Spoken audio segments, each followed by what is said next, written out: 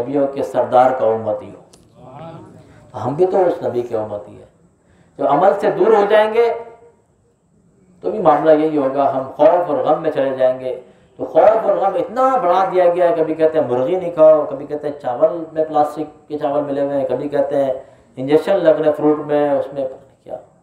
हमें क्या हुक्म दिया गया है, हलाल है कि हराम क्या है। बाकी जो फतवे हैं वो मुफ्तियान किराम देंगे। जब मुर्गी के बारे में, फार्मी मुर्गी के बारे में मुफ्तियान किराम के फतवे आ चुके हैं कि वो हलाल है, मतलब फीड गलत दिया जा रहा है उसमें हराम के, वो तफसील अब मुफ्तियान किराम के पास चली। हमारा काम वो हम तो नहीं करते, झूठ बोल देते हैं, धोखा दे देते हैं, किसी का माल खा जाते हैं, उस पर हमने नहीं देखे।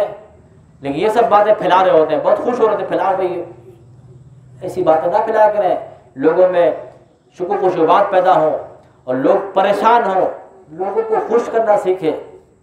इसका आसान तरीका यही है, जैसे कि हमारा ग्रुप बना हुआ है नेमुल औलिया अलैहिर्रहमा के नाम से, उस ग्रुप में ऐड हो जाए, मुस्तफ़ा भाई से रब्ता करें, उस ग्रुप में ऐड होंगे। फायदा क्या होगा, कोई बात आ रही है वहाँ डाल देंगे, उसमें उलमा किराम है, वो आपको रहनुमाई करेंगे, ये बात आगे फैलाएं या ना फैलाएं।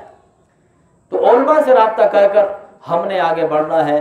तो हमने जब ये रास्ता छोड़ दिया है तो बहुत दूर चले जा रहे हैं, हम खौफ और गम बढ़ता जा रहा है। तो आज का पैगाम क्या है, इस खौफ और गम को ख़त्म करने के लिए हमें इस तरह की महफिल को सजाना होगा, कबल इसके कि हम दूर चले जाएं और दीनी माहौल से हट जाएं।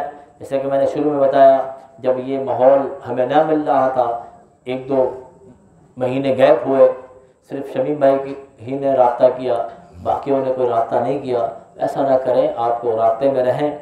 ये बात मैं आपकी तरफ से भी वकील बन रहा हूँ कि ऐसे पुरफितन दौर है, हर कोई नफ्सा नफ्सी में है, तो उसके बावजूद आप आज भी आ गए तो बहुत बहुत मुबारक, बहुत मुबारकबाद के मुस्तहिक हैं।